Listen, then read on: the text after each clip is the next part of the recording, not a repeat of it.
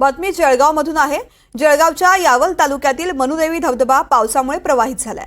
श्री क्षेत्र मनुदेवी मंदिर परिसरामध्ये हा धबधबा प्रवाहित झाला असून अनेक पर्यटक या धबधब्याकडे आकर्षित होत आहेत। या ठिकाणी पर्यटक गर्दी करताना दिसतात।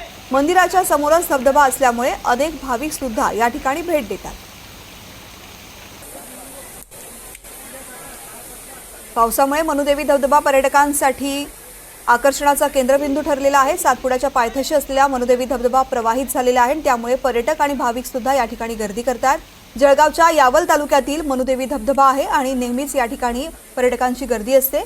श्री क्षेत्र मनुदेवी मंदिर परिसरामध्येच हा धबधबा आहे आणि त्या ठिकाणी प्रवाहित झाल्यानंतर या ठिकाणी पर्यटक आणि भाविक गर्दी करण्यास सुरुवात झालेली आहे। मंदिराच्या समोरच धबधबा असल्यामुळे भाविक या ठिकाणी भेट देत असतात।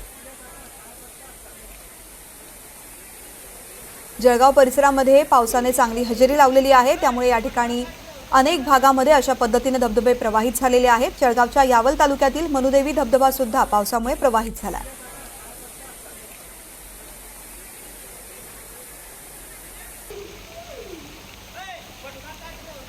मनुदेवी धबधब्याची ही थेट दृश्य आता आपण पाहतो। अतिशय मनमोहक असा हा धबधबा पर्यटकांसाठी आकर्षणाचं केंद्रबिंदू आहे। मोठ्या प्रमाणात या ठिकाणी गर्दी होते। अतिशय उंचावरून कोसळणारा धबधबा पाहण्यासाठी पर्यटक या ठिकाणी दरवर्षी अशाच पद्धतीने गर्दी करतात। मनुदेवी मंदिरात सुद्धा दर्शनासाठी भाविक येतात आणि त्याच वेळी या धबधब्याचा सुद्धा आनंद घेतात।